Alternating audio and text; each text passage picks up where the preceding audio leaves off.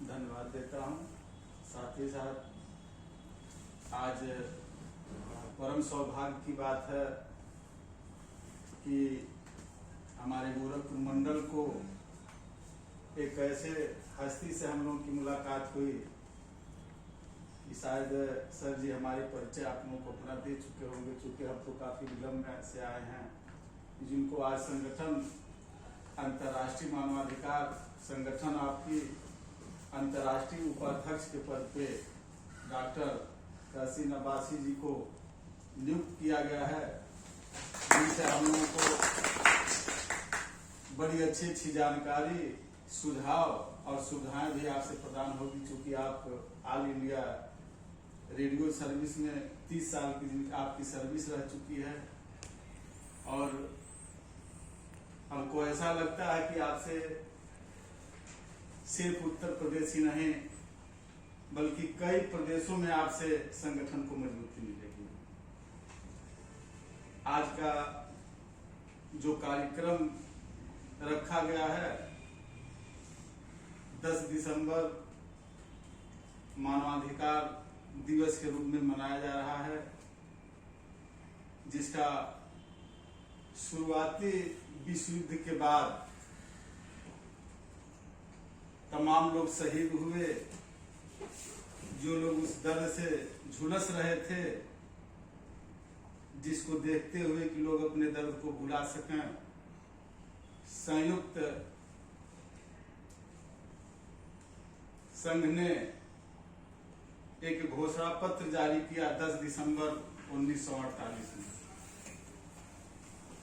फिर उसके बाद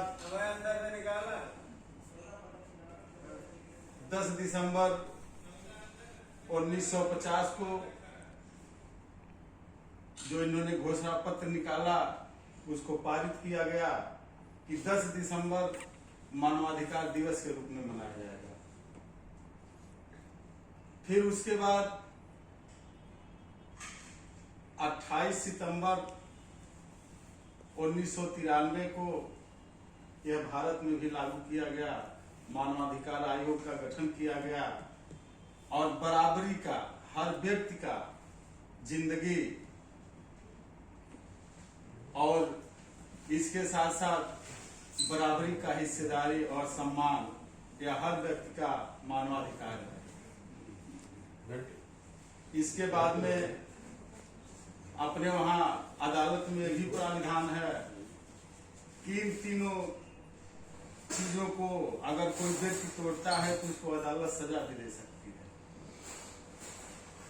साथ ही साथ मानवाधिकार में ये कमी है कि हमको आपको इसकी जानकारी नहीं हो पाई, कहीं से लोगों द्वारा इसका प्रचार प्रसार नहीं किया गया, जिसके लिए यह अपना संगठन माननीय अनिल यादव जी का मैं बहुत आभारी हूँ कि जिन्होंने इस तरह के संगठन का गठन किया और हमें आपको एक प्लेटफॉर्म दिया काम करने का। क्योंकि हमें ऐसा लग रहा है कि हर व्यक्ति कहीं न कहीं से मानवतावादी, कहीं न कहीं से एक दूसरे आर्थिक रूप से, शारीरिक रूप से कमजोर वर्ग का सम्मान करना, उनका सहयोग करना, हर व्यक्ति के अंदर इस तरह की जागरूकता, इस तरह की कर्मठता है, तभी हर व्यक्ति संगठन से जुड़ रहा है। इसमें शिक्षा, स्वास्थ्य, आवास, मनोरंजन, सांस्कृतिक, ये तमाम ऐसे अधिकार हैं कि जो मानव अधिकार में आते हैं, लेकिन हमें आज की उसकी पूरी जानकारी नहीं है। इसलिए हम अपने दायित्व को, अपने कर्तव्य को समझ नहीं पाते हैं कि हमें करना क्या है, हमें कैसे सहयोग करना है। दूसरी चीज कि संगठन में वह एक शक्ति है, अभी आप लोग भी ग्रुप में भी देखे होंगे, सोशल मीडिया पे भी देखे होंगे कि एक मैडम हैं कि जिनके द्वारा बताया जा रहा है कि अगर सामने एक बिल्ली खड़ी है और उसके ऊपर अगर एक पत्थर का टुकड़ा आप फेंक रहे हैं तो उस पत्थर के, छोटे से पत्थर के टुकड़े से वो बिल्ली डर के भाग जाती है। लेकिन वही पत्थर का टुकड़ा अगर आप किसी मधुमक्खी के छाते पे अगर मार देते हैं तो क्या होता है वहां, क्योंकि वहां संगठन है, वह आपके ऊपर हावी हो जाएगी, नहीं कोई मधुमक्खी वहां से भगेगी नहीं, उल्टा ही उसका रिएक्शन आपके ऊपर आएगा, क्योंकि वहां संगठन है। जबकि मधुमक्खी से आकार में बिल्ली बहुत बड़ी है, लेकिन अकेले के नाते पत्थर के टुकड़े से वो भाग जाती है। तो मेरे कहने का मतलब यह है कि जो ये संगठन बनाया गया है, संगठन से हमको आपको जोड़ा गया। जैसे बहुत लोग कहते हैं, ऐसा भी हम लोगों के सामने आया है कि रे संगठन से क्या मिल रहा है। मैं कह रहा हूं ठीक है, संगठन से किसी को कुछ नहीं मिल रहा है। इसमें से कितने लोग हैं जो आदरणीय डॉक्टर साहब को इसके पहले जानते थे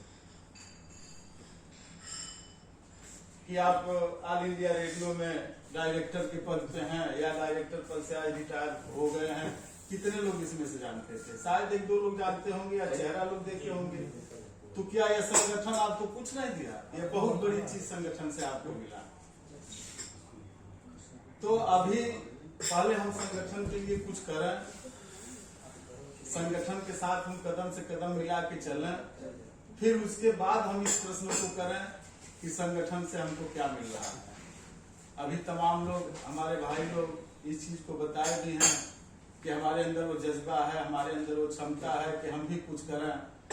हम गांव में अपने ऐसे सहयोग करते हैं, लेकिन हमको कोई प्लेटफॉर्म नहीं मिल रहा था कि जिससे हम और मजबूत हो सकें। तो ये प्लेटफॉर्म है आपको मिला।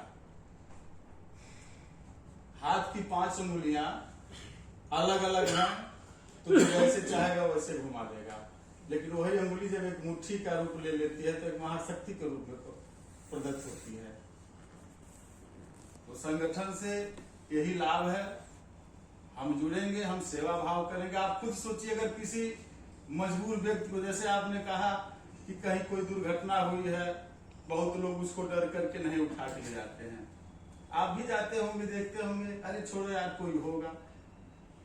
अब बताइए, कल को अगर उस व्यक्ति के साथ कहीं कोई घटना हो जाती है, वो व्यक्ति अगर इस दुनिया से चला जाता है, तो आपके मन में ग्लानि होती है कि शायद हम उसको उठा के ले गए होते तो शायद वो आदमी बच गया होता।